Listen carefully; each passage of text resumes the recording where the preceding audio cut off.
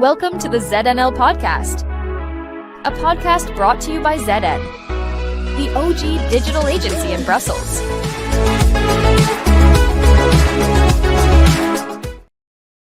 Hello and welcome to this episode of ZNL. Very, very happy today to have our guest, Geraint Edwards, who is an experienced policy expert, public affairs from a kind of broad background, but focused his work on running FiscalNote.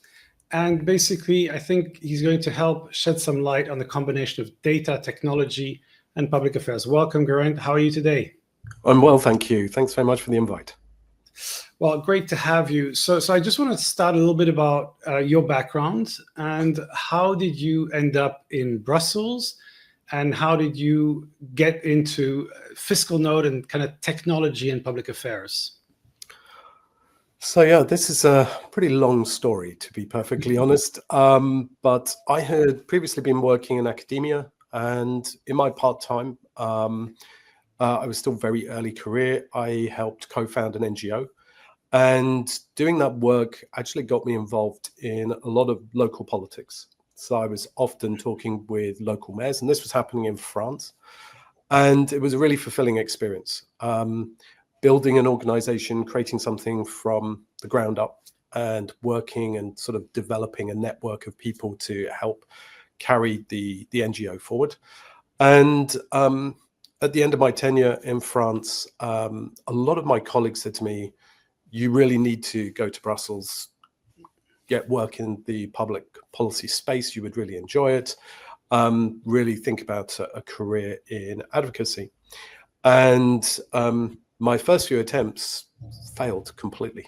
I was not a Brussels insider. I had no previous experience working in EU public affairs. So I didn't give up. I said to myself, right, I'm going to go back to school, re-specialized in European affairs, and then followed the traditional route that I think a lot of people are quite familiar with, which is getting an internship in a consultancy, which was at the time, it was Eamon Bates Public Affairs, a boutique sort of consultancy focusing mainly on environmental policy.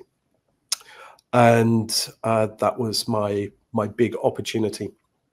And I think I was really, really lucky because the internship really threw me right in at the deep end. I was able to work across a whole range of different topics, do a lot of different things. And part of that was working with their online communication tool at the time, which is EU Issue Tracker. And eventually that became an independent product. And I was then part of the team that worked on that in developing it. And then my manager at the time, who would later become my business partner, Michel Ehrlich, the two of us then developed that into Shungam. And then we were acquired by FiscalNote, which is how we ended up working in the FiscalNote sort of sphere. And so falling into the sort of, it's really more a question of accidental sort of adjacency. I was very much interested in what we were trying to do with a technological application for public affairs. And I think I benefited as well at the time from having a very open mind to everything. I had at that point a lot less experience in public affairs, but I understood a lot about what clients were looking for. And I found it fascinating because every day was a challenge, having to master technology, get acquainted with how we were going to develop the content on a technological platform. And then working with FiscalNote as well was taking that to the next level, essentially, being able to work with a much larger tech firm with specialization in artificial intelligence. So maybe just to expand a bit more. So you're you're working on a platform that was giving data and insights to people. So maybe you can tell us in a nutshell, what was it that you had created when you joined FiscalNote, and what is FiscalNote kind of offering in general? What is the actual platform for? So the basis of EU Issue Tracker is providing people with up-to-date information for policy monitoring. So it's very much focused on allowing people to track their issues as they arise. But Right. one of the key aspects around it is not simply focused around those proposals going through the legislative process. There's a entire team who's also working on doing research based on publicly available information provided by the institutions, being able to piece together what is in the pipeline. So to give people that look ahead and to be able to anticipate all of the preparatory work that is going on within the Commission ahead of initiative actually being presented. And so that's obviously, is if we all work in public policy, we know that that's really almost 50% of the work, is to be able to anticipate, to be able to predict what's going to happen next, but also to be able to make a proper risk assessment and to know when to get involved in the policy discussion, when to engage with institutional stakeholders. So for me, this was a question of changing and looking at content. When I first started, I was working really on the content side of things and looking at how we would transform the content, how we would expand the data sets, how we would leverage data sets, and actually really looking at what data was available from the institutions to ensure it was complete and could be reused. That's when you start to realize some of the challenges around building any kind of platform. But I think we had the advantage of being hybrid. So we had when I say hybrid in this sense, we're really talking about a team of human analysts working with technology in order to provide data. And by the time of our acquisition, we had built ourselves quite a considerable reputation for being a very reliable tool. And as a result of that, FiscalNote was looking to expand into the European market. FiscalNote itself provides the next level beyond that. So it provides policy monitoring, regulatory monitoring, and stakeholder data across a very, very wide number of jurisdictions, covering all of North America from both federal down to local level. And then also we have our global policy division as well that also does regulatory and legislative monitoring across almost 80 different jurisdictions. So I think a lot of the focus today is about AI and how AI is changing the way people work, in any profession around the world. Now, you're in a business that's information and tech based, so it's a digital platform to begin with. So my first question is, before AI kind of hit the front stage of the conversation, how much had things already shifted towards these platforms like FiscalNote, where people basically use these to follow, track information, etc.? Would you say it's part of most public affairs people's toolkit now? And how is AI changing that? And I'm going to come to this further down, but I want to understand, first, where was it before AI, and how is AI changing that now? So I would say if we go back into the midst of time when I was starting, and certainly prior to maybe 2012, there were a few providers and that were starting to gather data, standardize the data, automate that data. And essentially the focus was around automating data collection to provide that to people. So this was really just a question of extracting large quantities of public data and usually just delivering that through a platform. The key features then of most of these platforms was about having a repository so that you had all of your data in one place, that it made it easier to extract data. So think of it as a combined database. Instead of having to go and search across many multiple websites looking for your key documents, that information was being delivered to you. So ultimately time saving. We differed slightly from that because we were obviously piecing together and producing analysis on top of the data that we were collecting. But I think back in the day, a lot of what was happening was fairly limited, and there was a high degree of skepticism within the public affairs community around the leveraging of digital tools. Major questions around firstly, reliability of the data that could be extracted. The fact that political intelligence, being able to speak to officials and speaking to people closer to the action, would often reveal that the dates of when something was happening contradicted the official sort of stances taken by different institutions. And so the need actually to have a human side to the intelligence gathering process.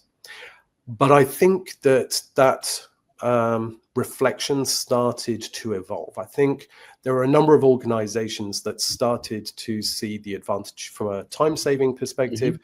Also, the fact of having an archive memory, being able to go back and look stuff up, the facility of being able to pick up an issue that maybe someone had not anticipated could be a threat or an opportunity for their organization, and to be briefed on it really, really quickly with minimal fuss. And so I think slowly, very gradually, the utility of platforms started to become more and more recognized, although I still feel there was a fair degree of skepticism and a certain reservation as well, because obviously everybody needs to do policy monitoring in public affairs. So I think there was a certain reticence to engage with tools, and maybe that fear that maybe technology is going to replace that part of my work, and for some people that may have been all of their work. So there was, I think, a certain reticence and an unwillingness maybe to move forward. But certainly for larger organizations, there was an obvious need and there was an obvious appeal to doing that.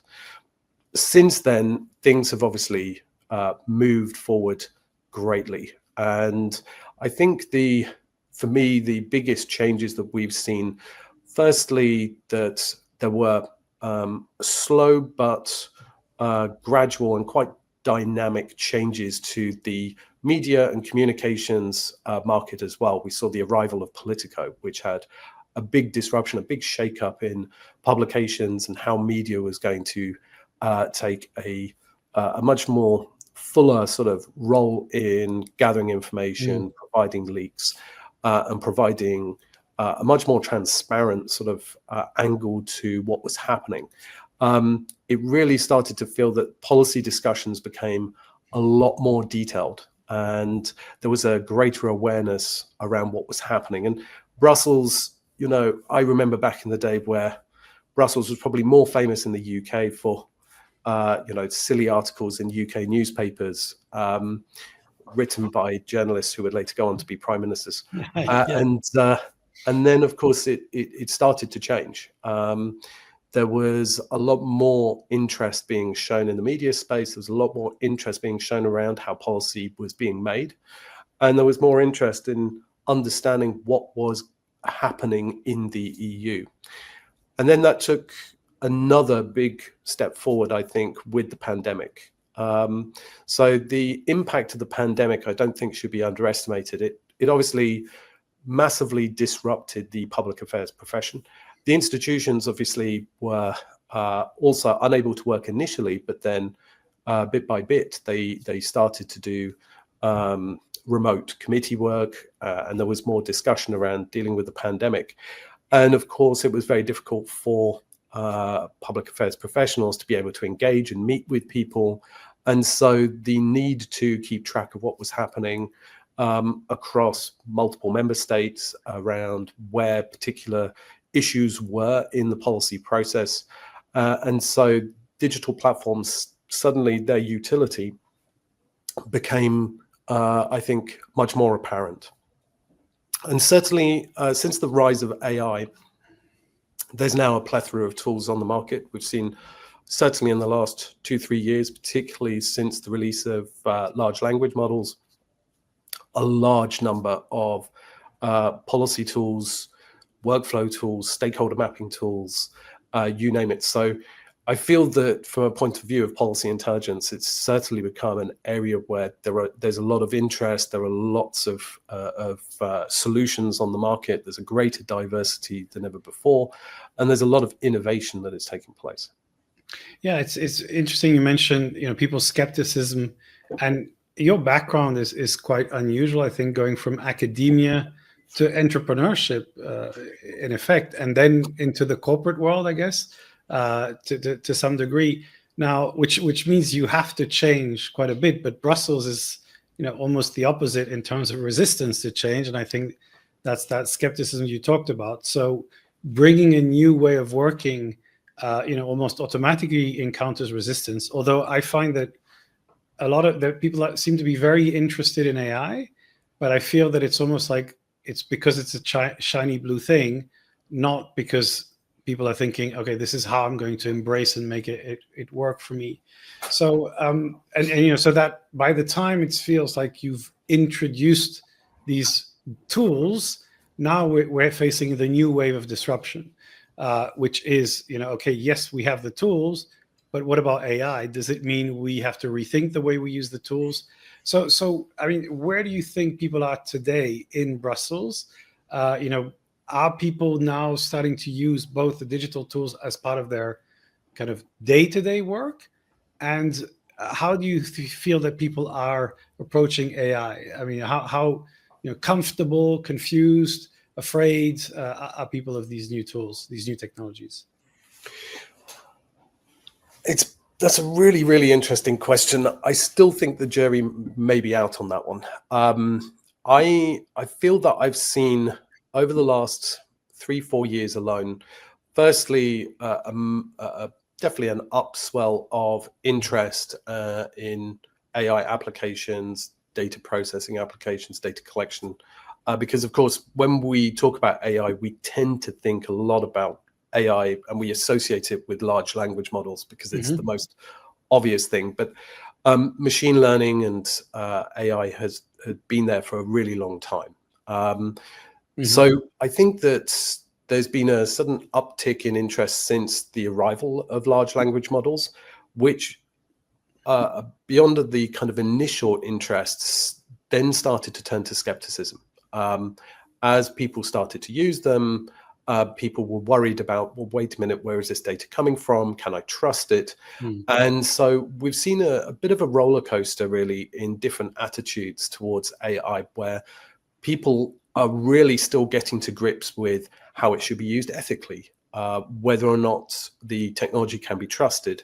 And then I think I think two key barriers: the understanding of the technology, how it operates, is one key barrier that's holding a lot of people back. And I think the reason for that is that people don't have time to properly experiment with the technology. Making that time to properly lead AI initiatives and to organize them and to get that sort of internal support within teams is sometimes challenging.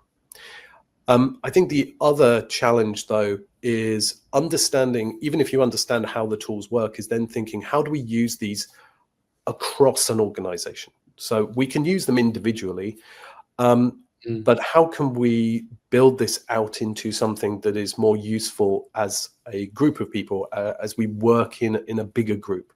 And so this then gets into a lot more of a complex process about thinking about workflows, about thinking about where AI is going to help us, about properly analyzing what an organization's needs truly are. And so that can be quite intimidating. It obviously involves quite a lot of deep reflection and strategizing. And so I think for the moment, particularly within Europe, there is a little bit of, I find that some people are very skeptical or very concerned. There's obviously the underlying concern. AI is going to replace us all. We're all going to lose our jobs. The classic kind of concern. And at the same time, I think a lot of people still, even those people who are early adopters or who have been working with the AI, are usually faced with two challenges.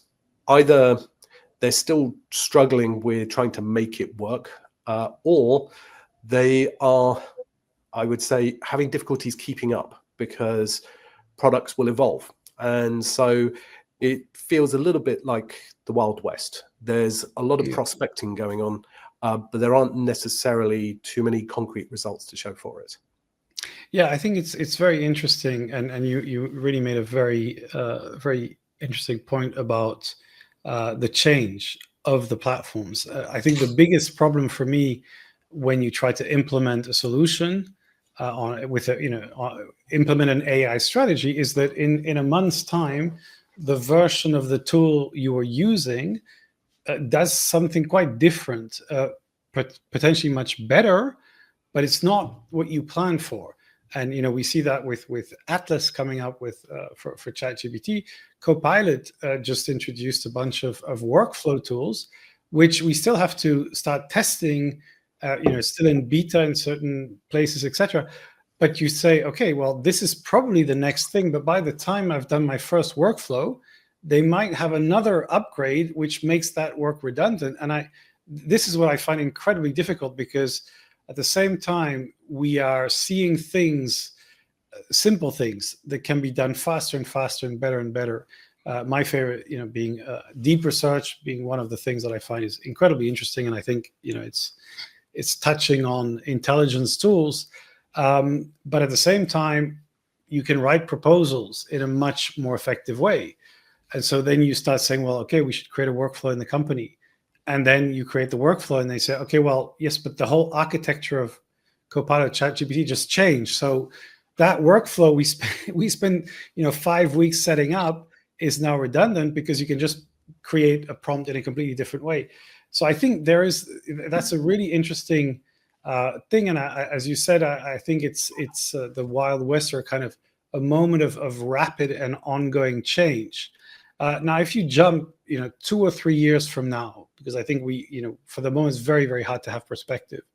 I think there is a scenario in which the organizations that do public affairs have fundamentally changed, in the sense that you say, okay, all the data, all the research and things like that, all that is done through the tools and AI. But there is, of course, like a top level strategic thinking and analysis. So do you think we're going to see a massive transformation where 80% or a large amount of the work is simply no longer being done because it just doesn't make sense, and it's really value has moved somewhere else? And who do you think is going to suffer the most in that potential replacement? Or do you just think, no, it's not going to be like that, it's just going to be a bit faster, a bit better quality, and nice charts, and maybe animated videos when you do a search? Where do you stand on the future if we're trying to imagine ourselves 2 years from now? It's always very difficult to make these predictions, but I would suggest that probably within the next 2 years, the market for AI providers will have slightly stabilized. There will be a lot more clarity around what is being provided, and I think innovation on tools will start to slightly slow down. But I think this is going to carry on. So there will still be that need to stay ahead of the curve, keep up to date on the latest tools and the latest offerings. I personally feel that while AI is very good at doing certain things and is capable of doing a number of different things for us, we still need a human in the loop. So this is really about responsible usage. And what it really implies, in my opinion, is that we're actually going to be transforming analysis. It's going to be easier for us in the future to interrogate much larger data sets. But when it comes to putting those patterns together, being able to really test the findings that are being extracted by AI, we're going to need a human being. A human being is also going to write in a more authentic way than a machine, despite some of the impressive results that can be produced by large language models. I think the need for people is still definitely present. We need to have that fact checking. You need to be able to corroborate the information. There are still going to be errors, particularly if you're processing larger and larger amounts of data. You're going to need people who are checking that information, making sure that what is being produced is accurate. So it may seem a little bit like double work, but and that's sometimes what I hear from people is, well, why then would I use the technology? Why don't I just do it myself? I think that's because the broad extraction of meaning from the data, it can be done very effectively by machines. And almost certainly in the next couple of years, we will start to see this become more and more standardized. What's going to be really important for the analyst is then being able to join the dots and to explain the significance of that data, to be able to read through that data and to understand what that means and what the implications of that are. So this may mean, I think, a lot more, finer analysis. And I think that's going to change the way we think around the use of data, and it's going to impact strategy. It's going to impact campaign building, because we're going to be able to do a number of things that in the past would have taken us a little bit more time. But we're still going to have humans in that process, but their role will essentially have changed to being able to use the tool to produce good results. I mean, this is the other thing. Yes, of course, we can just type in questions and prompts into an LLM to get answers. But the real issue is then content creation from that. It really does require a human to put those prompts in. It's going to require a human to truly understand the significance and to join the different data sets up. So I'm not as pessimistic as some people are around the level of work that may be replaced, but I do think that work will be fundamentally transformed.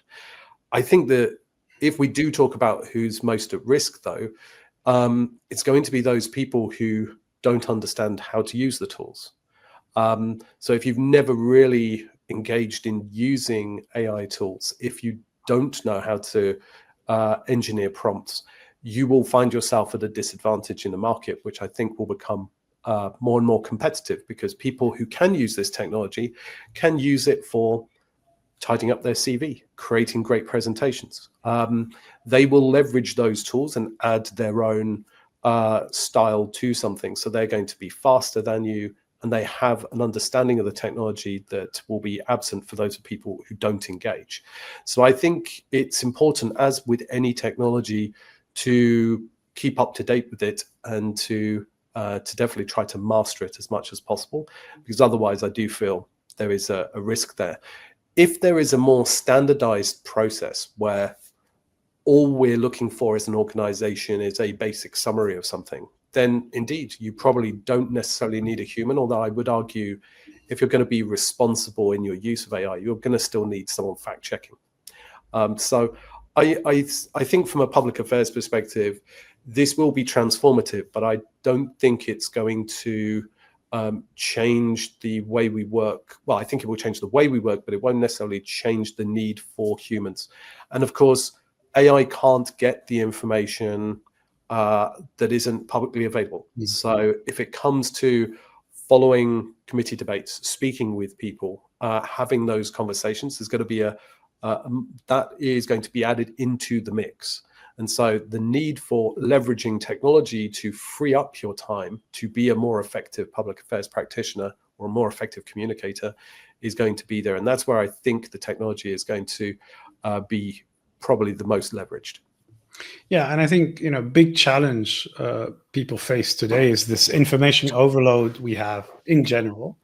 But when you're using AI, what I find is that if you create a brilliant prompt, you say, help me to do a strategy, and then it comes up with a 20-page, if you're doing a deep research, so deep document analyzing all the things, which you kind of then need to read. I mean, because and you need to read it fully, and you need to check it, because you will have the odd thing that's completely wrong. So I think it's kind of sitting on top of this massive information and extracting the signal from the noise. Now, on the other hand, I think in the past, a lot of public affairs professionals, especially with a lot of experience, used to say, look, I know the legislation and I know where it affects your client in this space. Now, that work to me is the one that's probably gradually going to be less and less valuable because you can say, look, I can find, if I take this piece of legislation, this client, this industry, and I run a search, I get that information that used to cost me, the top of the public affairs kind of consulting fee. That can actually start being done by AI. The strategy, okay, having said all this, now this is the best approach. That's, I guess where insights and experience comes in, and then how to communicate, how to kind of create a compelling message that will resonate. Again, you can do it with the help of AI, but you can't really do it without the kind of human focus. But so I want to come back to you about this question of, the complexity and simplicity, because we have so much data. AI is supposed to translate things, simplify things, summarize things. Do you think it's good at doing this right now? And do you think it's good at helping with the message that you want to kind of project outside to your intended target audience? So from a point of view of summarization, I would always say, particularly at this stage, I think people need to be a little bit cautious. I think large language models can produce useful summaries of information, but a lot's going to depend on how much detail you need. And that's always very specific to every single practitioner, their circumstances, their client situation. It's the same thing with crafting messages. I think we need to be thinking of AI as an assistant to help stimulate the creative process.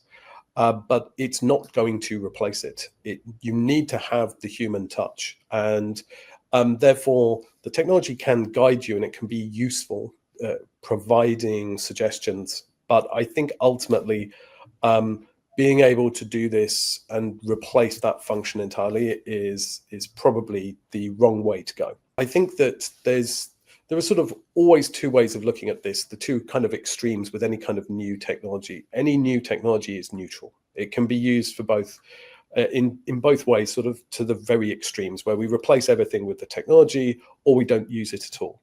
And I don't think there's been any kind of technological revolution that shows that the technology can be used without any form of human intervention, nor do we have a situation where not taking up a technology has turned out well either. So I think we're trying to find that middle ground. Mm-hmm. So Amazon just announced that they were going to fire 30,000 people, I think, and effectively replace them with AI systems of some sort. So it's the first, I would say, kind of very straightforward announcement saying we're really replacing all these people with these tools.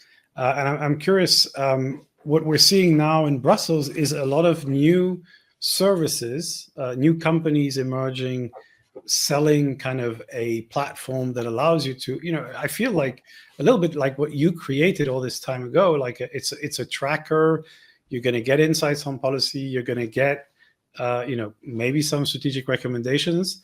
A lot of the time it feels to me like, okay, they've taken a data set, they've put an AI, and they've kind of combined the two. What do you think about the landscape right now? Are we going to see more of these services emerge? Are they going to be consolidated into one or two platforms? And again, is AI going to change the way these organizations are run and organizations like FiscalNote? Are you also going to do like an Amazon restructuring, or what's where AI starts playing a part much more important in the future, or do you think it's a different approach? Maybe I'll start with the market structure. Yeah. Certainly in the last 2-3 years, from a point of view of EU policy monitoring and intelligence, we've seen a number of new platforms arrive on the market.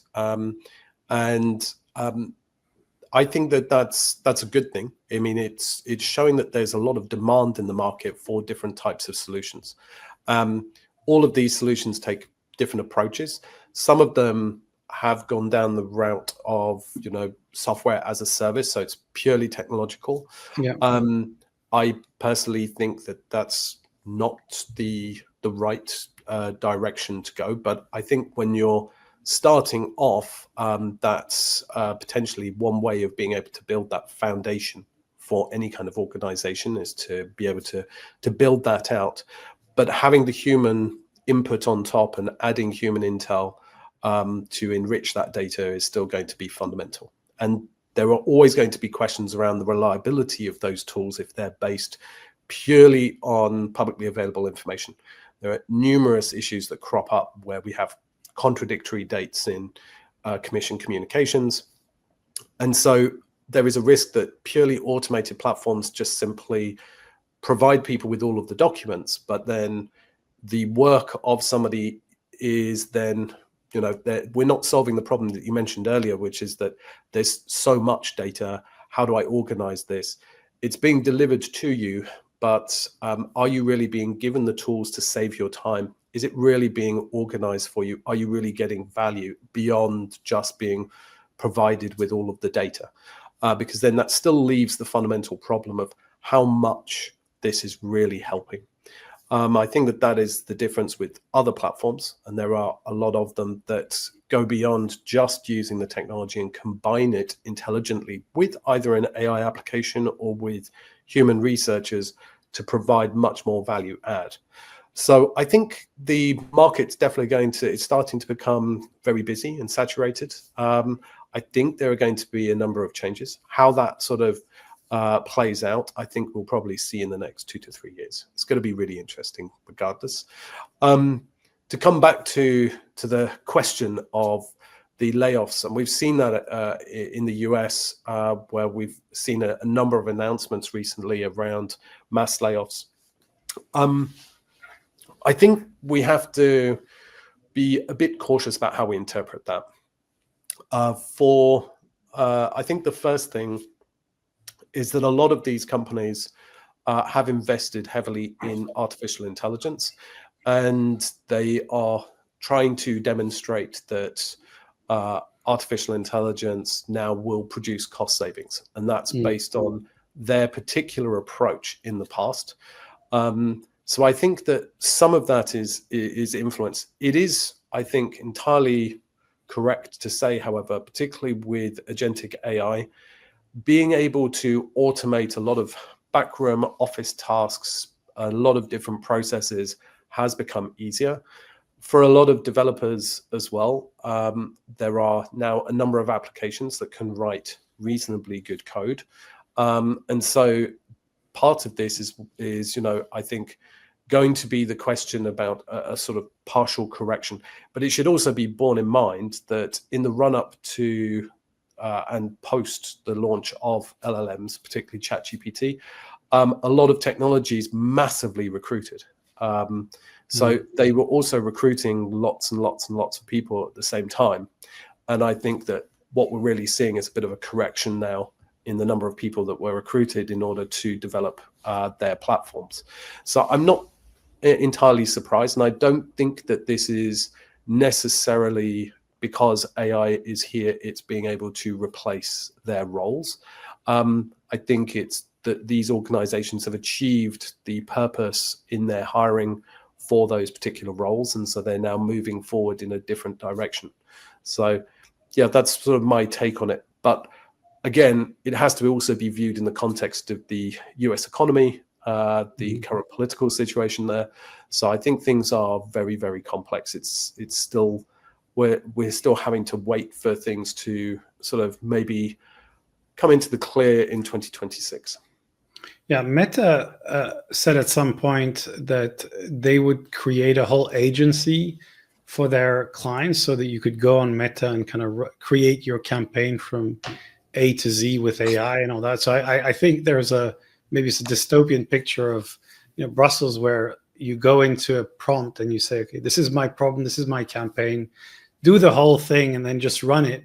And then the commission will do their own prompt to kind of answer the questions of that campaign. And so it'll be, AI versus AI answering each other. I don't think that's realistic, but I think that there are things that are going to be shaped in the future, and some of the processes will start becoming more AI. I think people are using AI to write emails, and sometimes they are obviously responding to the emails with AI. So in the end, it's two AIs that are writing to each other, and you just have to hope that people are still reading these things in between. So we discussed a lot of this during the EU influencer earlier, and I was just curious, on the topic of AI, but also in general in communication. Was there anything that you took away from those discussions that you found interesting or surprising, and that you're taking into 2026 as a strategic insight? I think that based on some of the conversations that I had at the event, and what people were saying, is that I still think that there's everyone I spoke to seemed to, even those knowledgeable about AI, were still struggling with how we are implementing it. And one of the things that was still coming up was the trust issue around adoption. So I think we're at this stage where, and I've mentioned this earlier, but I think adoption is the biggest problem at the moment. People are still very nervous around adopting AI tools or using them. Even when they're built into an organization, there are still going to be those team members who are not leveraging the tools and not using them or following the workflow processes. And there was a healthy degree of skepticism as well as this, I think, the ongoing fear around how AI is going to impact communications and public affairs more generally. Yeah, although there is a very, I feel a big demand for AI workshops. We keep getting requests for this, but at the same time, it's not strategy. It's still like show us use cases.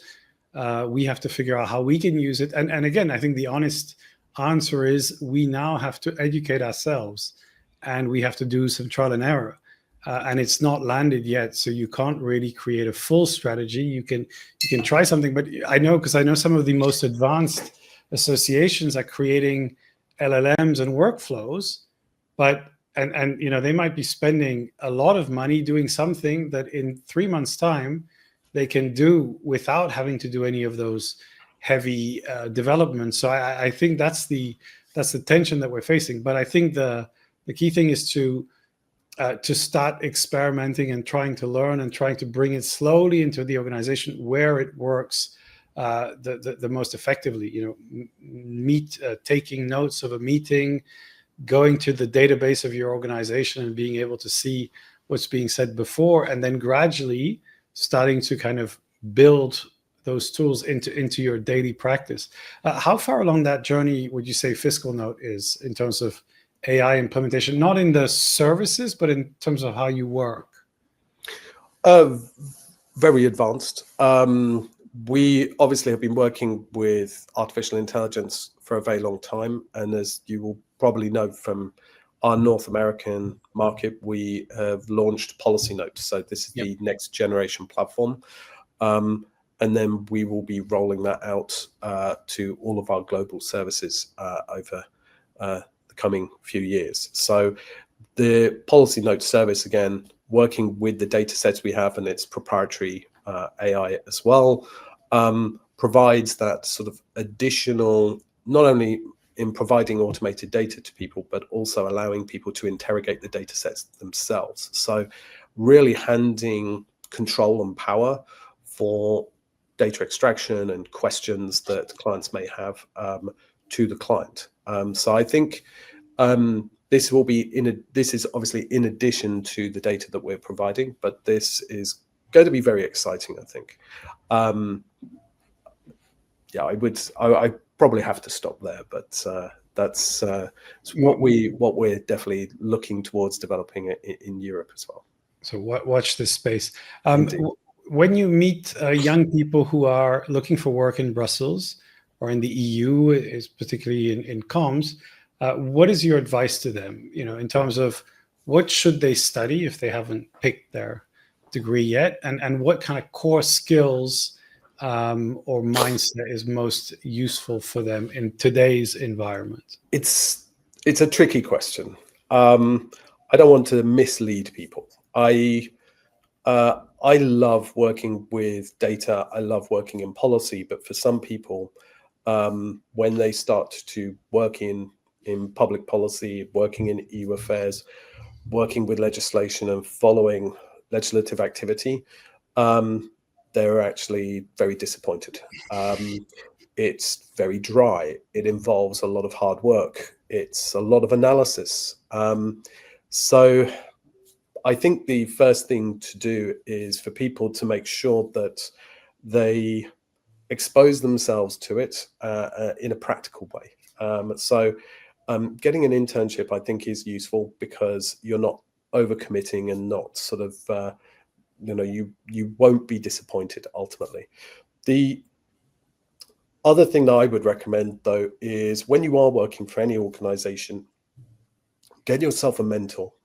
The very best organizations will have some form of program that accompanies, but a lot of the EU bubble is a lot smaller. People can't dedicate resources to have particular training programs.